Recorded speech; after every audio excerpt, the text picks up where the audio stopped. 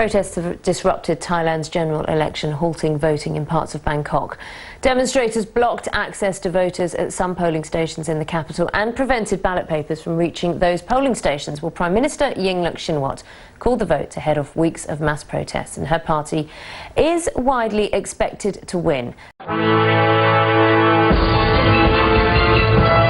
Anti-government protesters blocked this Bangkok district office and hundreds more in a bid to derail the national vote.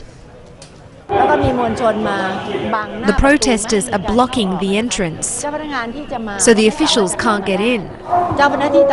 The police who are meant to escort the officials to the polling stations also can't get in.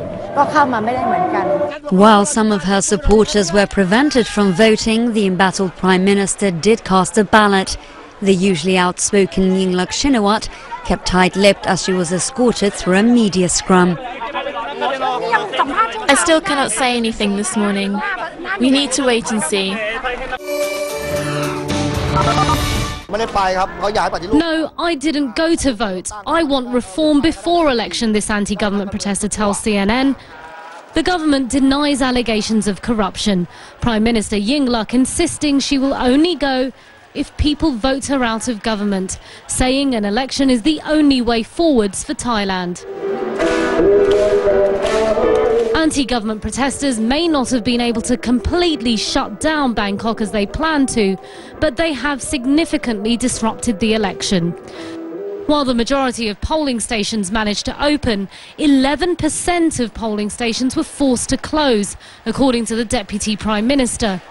Protesters have stopped candidates from registering, they've blocked the delivery of ballot boxes, and they prevented voters from casting their ballots.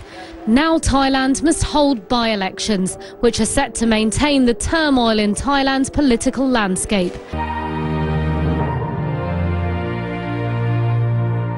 What they're doing is they're regrouping. They're shutting down 2 of the original 7 protest sites that they had. They're going back. They're going to gather instead in one particular site called Lumpini Park, which is the equivalent of like Hyde Park in London or Central Park in New York City. So there is no sign whatsoever that they are willing to accept the results of the ballot or willing to negotiate with the government. Indeed, Thai political observers, analysts are saying they have never seen such a grave inability to communicate with each other.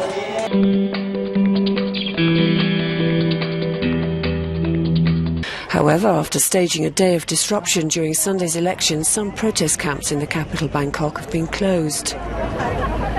After the vote, Yingluck said the election had been a positive signal, but that a lasting solution was needed and was grateful it had been carried out largely peacefully.